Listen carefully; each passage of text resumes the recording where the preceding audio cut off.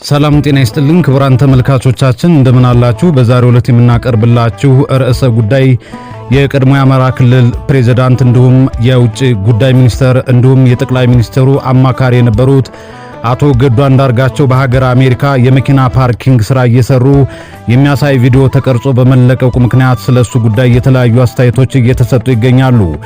ከነዚህም መካከል የብልጽግና ቀንቃኝ የሆነው ናትናኤል መኮንን እንዲህ ይላል። ዛሬ የቀድሞ የአማራ ክልል ፕሬዝዳንት አቶ ገዱ አንዳርጋቸው በአሜሪካን ሀገር ፓርኪንግ እየሰሩ የሚያሳይ አንድ ቪዲዮ ተለቆ በየቦታው መነጋገሪያ ሆኗል። ፖለቲካውን ለጊዜው እንተውና እንደ ሰው እናስበው። በአንድ ወቅት የክልል ርዕሰ መስተዳደር ሚኒስቴር ወይም ሌላ ከፍተኛ ኃላፊ ሆነህ ከሰራህ በኋላ ከስልጣን ስትወርድ ባለፈ ክብርና ባለፈ ማዕረግ ላይ ተንጠልጥለ ከመኖር ይልቅ ስራን በስራነቱ አክብረህ ዝቅ ብለህ ሰርተህ ቤተሰብህን ማስተዳደር ያስተዋይነት የጽናትና የትልቅነት የራስ መተማመን መገለጫ ነው ይላል። ስራ ያሳፍርም፣ ሰውን የሚያሳፍረው ሳይሰራ መኖር ነው። የህዝብን ሀብት መዝረፍና በሌሎች ላብ ላይ ተንጠልጥሎ መኖርን ነው። በንጹህ ላብ ሰርቶ ጥሮ ግሮ ማደር የሚሰጠው ውስጣዊ ሰላም ከማዕረግና ከወንበር የሚበልጥ ነው። በዚህ ረገድ እኔ አቶ ገዱ አንዳርጋቸውን ሳላደንቅ አላልፍም። በግሌ ከአቶ ገዱ አንዳርጋቸው ጋር በፖለቲካ ላንስማማ እንችላለን።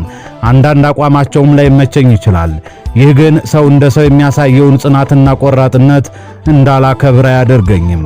ይህ ለአሁን በስልጣን ላይ ላሉ ሚኒስትሮችና ከፍተኛ ኃላፊዎችም ትልቅ ትምህርት ነው። ስልጣን ዘላለማዊ አይደለም። ወንበርም የማንም ቋሚ ንብረት አይደለም።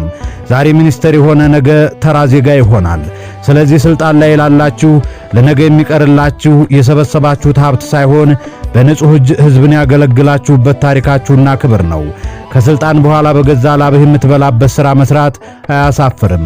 የሚያሳፍረው ከስልጣን ከወረድክ በኋላ ሳትሰራ እንድትኖር የደሃውን ህዝብ ሀብት ቀድመህ መዝረፍ ነው።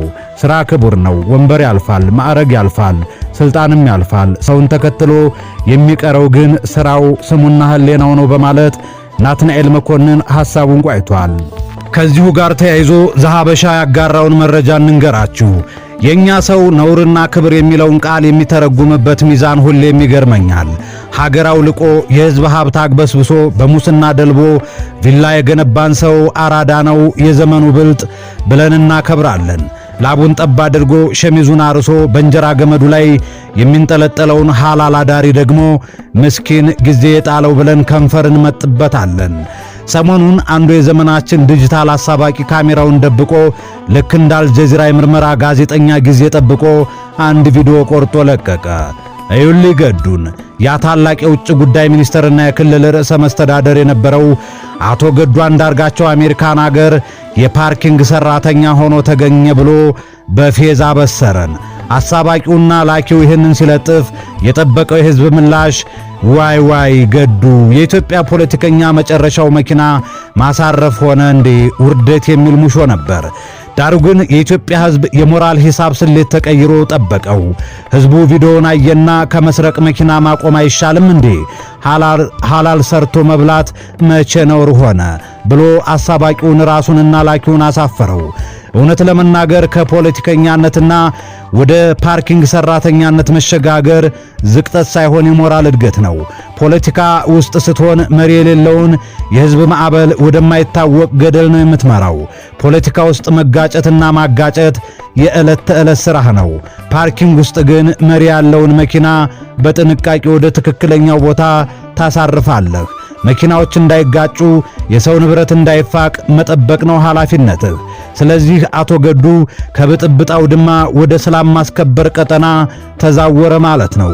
የሥራ ዩኒፎርም መልበሳቸው ከሆነ አሳባቂውን ያሳሰበው ፖለቲካ ውስጥ ሆነው የማይመጥናቸውን የውሸት ካባ ከሚደርቡ አሜሪካ ሆነው ላባቸውን የሚያበሰብሱበት እውነተኛ ዩኒፎርም ቢለብሱ ምን ክፋት አለው? ያውም ዶላር እየታፈሰበት። የኛ ፖለቲከኞች ስልጣን ሲለቁ ወይ በሙስና ክስ ይገባሉ፣ ወይ በጡረታ ስም ሀገር ይበዘብዛሉ፣ አልያም ጫካ ገብተው ሀገር ያተራምሳሉ። ገዱ ግን አሜሪካ ሄዶ ኮቱን አውልቆ ሥራ ክቡር ነው ብሎ ፍሽካውን ባንገቱ አስሮ መኪና ማቆም በስልጣን ዘመኑ ያልሰራውን የሞራል ትምህርት በተግባር አስተምሮናል። ገዱን ለማዋረድ የተወረወረው የፌዝ ድንጋይ ለገዱ የክብር ሐውልት መገንቢያ ሆነ። ለካሜራ ባለቤቱና ለላኪው አንድ ምክር ልለግሰው ወዳለው ጀግንነት ማለት የሰውን ላብ በካሜራ መሰለል ሳይሆን እንደ አቶ ገዱ አንዳርጋቸው ከስልጣን ማማ ላይ ወርዶ የህይወትን መሪ በእጅ ጨብጦ ላብን ጠብ አድርጎ መብላት መቻል ነው በማለት ካበጀ በለው ገጽ ያገኘሁት ነው ብሎ ዘሐበሻ አጋርቶናል። ጠበቃ መንግስቱ ዘገየ ስለ ዶክተር ገዱ አንዳርጋቸው እንደዚህ ይላል። አትዘባበቱ ቀንጣለው ብላችሁ ከፊታችሁ ቀድሞ ታገኙታላችሁ። ጠበቃ መንግስቱ ዘገየ ስለ ዶክተር ገዱ አንዳርጋቸው ባጋሩት የግል ትዝብት ገዱ ከልጅነቱ ጀምሮ በትምህርት ብቃቱና በጀግንነቱ የሚታወቅ ተማሪ እንደነበር ገልጸዋል። በወቅቱ በወሎ ክፍለ ሀገር በዋድላ ደላንታ አካባቢ በደላንታ ሃይስኩል ከነበሩ ብሩህ ተማሪዎች መካከል ገዱ አንዳርጋቸው ቀዳሚ መሆኑን ጠቅሰዋል። ፖለቲካን ባይመርጥ ኖሮ ዛሬ በአውሮፓና በአሜሪካ ዩኒቨርሲቲዎች በአካዳሚክ ዘርፍ ከፍተኛ ደረጃ ላይ ሊገኝ ይችል ነበር ብለዋል።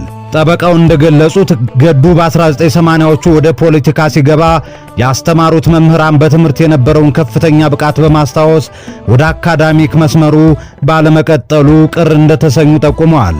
በተጨማሪም ዶክተር ገዱ አንዳርጋቸው በያዙት የፖለቲካ አቋም ላይ ሰዎች የተለያየ አስተያየት ሊኖራቸው ቢችልም አቅም ዕውቀትና ችሎታ የሌለው ሰው አድርጎ ማቅረብና ማሾፍ ተገቢ እንዳልሆነ አስገንዝበዋል። ጠበቃ መንግስቱ በግላቸው ዶክተር ገዱን ከሁለት አስርተ ዓመታት በፊት በደቡብ ወሎ የወረዳ የማስታወቂያና የሕዝብ ግንኙነት ባለሙያ ሆነው ሲሰሩ እንዳወቋቸው ጠቅሰዋል። በወቅቱ ገዱ የፋይናንስ ቢሮንና በኋላም አፈ ጉባኤነት እየመሩ እንደነበርና ለእርሳቸውም አጭር ስልጠና እንደሰጡ ተናግረዋል። እንደ ጠበቃው ገለጻ ዶክተር ገዱ በወቅቱ ሙስናን በግልጽ የሚታገሉና በብዙዎች ዘንድ የሚከበሩ አመራር ነበሩ። በለውጡም ወቅት ገዱ ከፊት ከነበሩ አመራሮች መካከል አንዱ ነበሩ ብለዋል። በመጨረሻም አንድ ሰው በሕይወቱ የሚሰራውን ሥራ በመናቅ ወይም በማንቋሸሽ መፍረድ ተገቢ እንዳልሆነ ጠበቃ መንግስቱ ገልጸዋል። በፖለቲካ አቋም መለያየት ቢኖርም አንድን ሰው በሚሰራው ሥራ ማዋረድ ሞራላዊ አይደለም ብለዋል። አቧራውን አራግፎ ከፊት ቆሞ ታገኘዋለህ በማለት ተናግረዋል። ክቡራን ተመልካቾቻችን በዚህ ርዕሰ ጉዳይ ላይ የእናንተንም ስሜት በኮሜንት መስጫ ሳጥኑ ላይ ማጋራት ትችላላችሁ። ጤና ይስጥልን።